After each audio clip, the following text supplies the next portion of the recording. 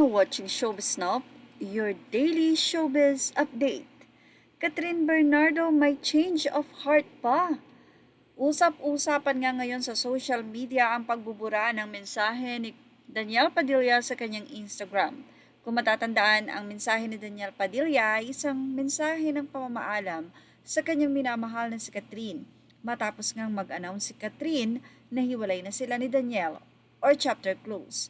Ngayon nga ay makikita na lamang ang mensahe na ikaw at ako at ang mahabang mensahe ni Daniel para sa ex-girlfriend na si Catherine ay burado na. Ang tanong ng mga netizen, Catherine at Daniel, matapos ang 2 gabi at 2 araw na magkasama na magkasunod, ang Christmas special ng ABS-CBN at ang nasabing awarding nila na magkasama na parehong nagwagi ang Katniel, ay nagkaroon nga ba ng reconciliation at change of heart ang dalawa? Tila, nagkabalikan na nga sila Daniel at Catherine. Ito na nga ang kuro-kuro ng mga netizen dahil nga sa pagbura nitong si Daniel Padilla ng kanyang mensahe sa kanyang Instagram. Ibig sabihin, inalis niya na ito dahil ito ay hindi na mensahe ng pamamaalam. Makikita nga ang patuloy na pag-alalay ni Daniel Padilla sa kanyang ex-girlfriend na si Catherine. Isang bagay na inaalaw naman ni Catherine na gawin ni Daniel sa kanya.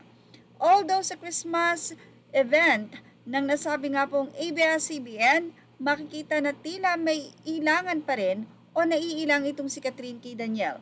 Pero makikita din na very close pa rin ang dalawa. Isang bagay na kinapuri ni OG Diaz kay Catherine at Daniel na ayon sa kanya, hindi nga lahat ng naghihiwalay ay bitter.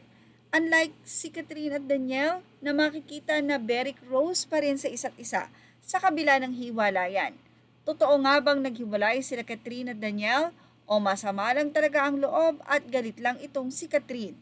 Well, eto na nga, mukhang kumpirmado at mukhang magiging masaya ang Pasko at bagong taon ng mga Katniel dahil sa naaamoy natin na pagbura ni Daniel ng kanyang mensahe ng pamamaalam at itinira lamang ang ikaw at ako, ibig sabihin, tila 90% nagbalikan na nga si Catherine at Daniel Padilla. Wow! Na wow! Di ba pangako nga ni Daniel sa mga fans? Ako na ang bahala. At mukhang eto na nga, na-win na muli ni Daniel ang puso ng minamahal ng si Catherine. Well, ano sa palagay nyo? Totoo nga ba? Ilagay na ang opinion sa ating comment section. Images are all credit to the rightful owners and thank you for watching Showbiz Now.